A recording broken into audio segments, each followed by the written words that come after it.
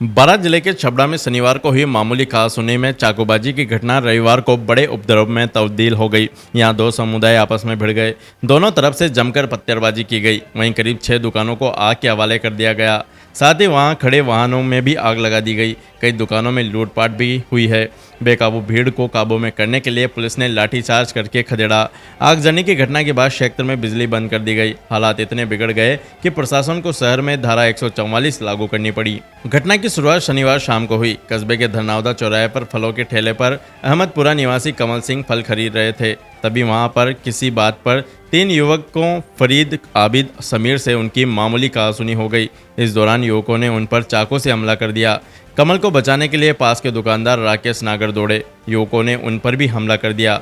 वारदात में घायल दोनों लोगों को अस्पताल में भर्ती करवाया। घटना के बाद आक्रोशित लोगों ने थाने पहुंचकर आरोपियों की शीघ्र गिरफ्तारी की मांग की। इसके बाद पुलिस ने फरीद, आबिद, समीर को गिरफ्तार कर लिया। इसके बाद रविवार सुबह लोग फिर धरनावदा चौराहे पर एकजुट हो गए। लोग आपस में बातचीत कर रहे थे। इसी दौरान दूसरे पक्ष के भी लोग भी वहां जुट गए। दोनों समुदायों के लोग फिर आमने सामने हो गए। दोनों तरफ से एक दूसरे पर पत्थरबाजी की गई। ऐसे में वहां भगदड़ की स्थिति पैदा हो गई। कुछ ही मिनटों में पूरे बाजार में तनाव हो गया। बेकाबू भीड़ ने एक के बाद एक 6 दुकानों को आग लगा दी। कई दुकानों के सामान भी लूट लिए गए।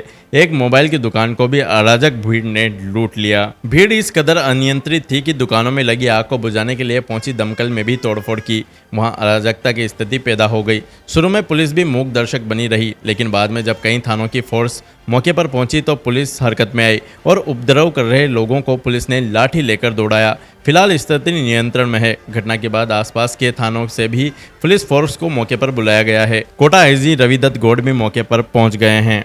साथ ही संभागीय आयुक्त कैलाश चंद्र मीणा ने बारां जिले में 2 दिन के लिए इंटरनेट सेवा को भी बंद कर दिया है।